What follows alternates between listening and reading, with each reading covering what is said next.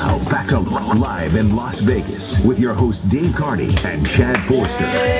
All right, welcome back to Live in Las Vegas. You're on News Talk 720 KDWN, streaming worldwide, KDWN.com. Dave, Chad, Ray Bullish, Brian, Sahara Coins, and Precious Metals. Guys, the culmination of our month-long promotion here on KDWN. Thanks again to yourself, to Cheryl, to Alex, and the rest of the crew down here at Sahara Coins for offering up such great stuff for the holidays, Ray.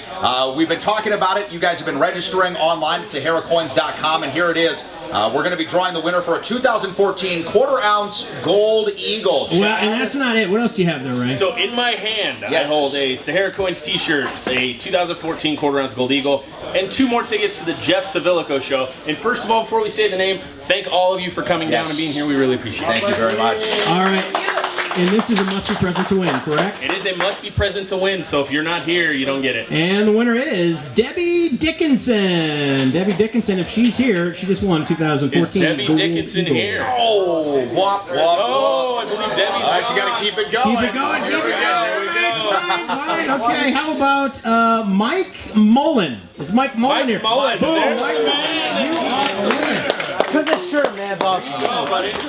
Well, there we go. We've got, boy, we don't get to do this very often, guys, live on air, giving away stuff. Now, Ray, do you guys have any more prizes left to give away in the back there? I think we're empty. We are kind of emptied out. Well, you guys have really done a great job today giving away the farm here. Thanks again, too, to Joe's New York Pizza for providing such great victuals for us throughout the afternoon. That is some really, really strong pizza, guys. Solid, very, very solid. Thank you to Joe's, thanks to Sahara Coins, and for everybody that coming down here and spending the time down here. Very, very much. It's been a blast to see so many folks, listeners here of KDWN, folks that like coins come out here and join us today. Also, guys, I wanted to say a quick thank you to NPM VSM for coming out videotaping us, because you will see these videos online. They do an amazing job. They do all of our educational videos. I really appreciate it. And say that one more time. NPM VSM. You can find them online. Great guys. We've been having such an easy time saying these things today. I figured I was going to let you tackle that.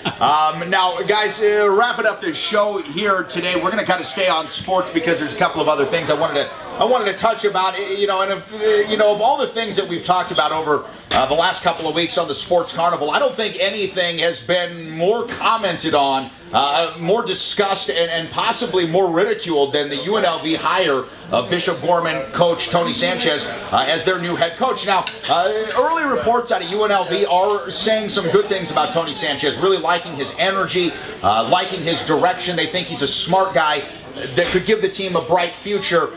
Well, now we've started to get a look, fellas, at his staff that he's putting together. The most recent is an interim coach from Nebraska, I believe. Coach Cotton. Coach Cotton was brought on to be the offensive coordinator for the Rebels. Now, Ray, you played semi-pro ball. You played in high school. What do you think about the move to bring Tony Sanchez on? Where do you think it leads the university? And was this the right decision? I think it's an interesting decision, to be honest with you. I'd heard not too long ago, I actually read it online, there was an article about, the big thing that's been going around is the Fertittas and the money coming along with them.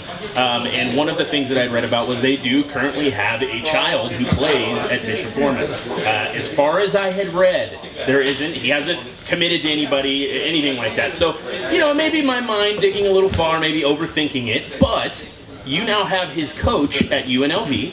You know that his parents give to the booster club, quote unquote, and you now have his old coach at UNLV. What do you think the chances of him showing up at UNLV are, along with his awesome family? Well, I mean, listen, there's something to that. I mean, I think that's obviously part of the underlying and maybe the unsaid message here is that a lot of the reasons Tony Sanchez was hired, at least according to folks out of the Las Vegas Review-Journal, Chris Matthews, Mark Anderson, who we had on the program a couple of weeks back, was because the Fertittas had at least promised to somebody somewhere in the neighborhood of $30 million. Now, whether or not that's true, well, both sides still are denying that, though. The Fertittas have denied it, and so is UNLV. No check has been promised, but a lot of commentators have said this, and I agree with them. Without the money, this doesn't make a lot of sense. This isn't the first time a high school football coach has been hired at the next level, and unfortunately for Tony Sanchez, he would be a trailblazer if he makes this work, because the other two guys didn't turn out so well. Yeah. So we'll see what happens. I think it's smart, very, very smart, if you're going to have a guy like this that's never been at this level,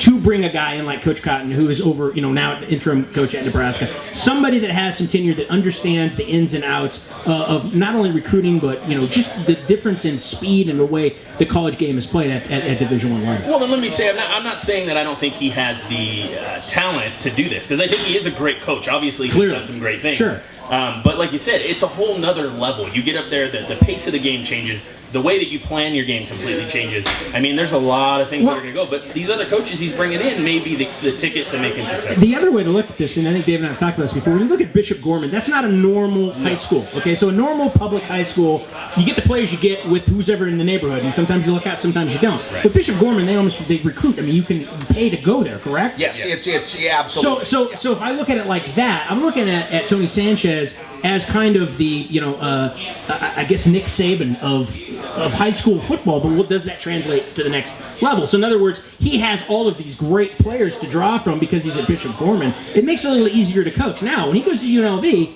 he's not going to have probably one blue chipper.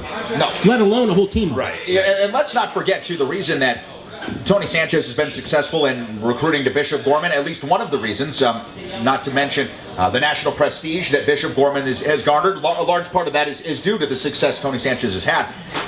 Look at the institution from an educational, look at it from an aesthetic point of view, and you'll see Bishop Gorman for what it is, one of the top academic institutions for high school in the nation. You couple the fact that they've got one of the top athletic programs in the nation, and it makes perfect sense that you send your kid to Bishop Gorman. Now translate that to UNLV for me. UNLV is nowhere near, and I say this with all due respect,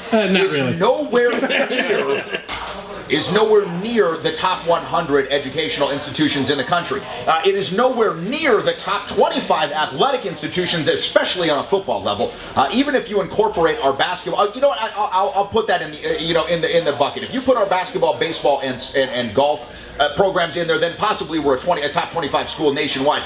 But football being as laughable as it has for as long as it has, it's not going to be any sort of magic beat. Okay, Tony Sanchez isn't going to walk from Bishop Gorman's gorgeous Gale Stadium over to Sam Boyd Stadium, where the nearest Henderson residents don't even want you to play the game because it makes traffic bad that day. You're not going to get them to bring kids out here. Now, the ones that were going to Bishop Gorman, they've got every single right to pursue the best opportunity possible for them. If somebody comes to them and says, I will offer you a scholarship at Notre Dame, or you can go to UNLV, if you're a parent of that child, you would be derelict if you sent your child to UNLV. Sent it to Notre Dame. Tell me what this says, and this is in the RJ, in the sports section. Mark Anderson, who obviously we had on our show before this decision was made, and he had said that this is the way it was going to go.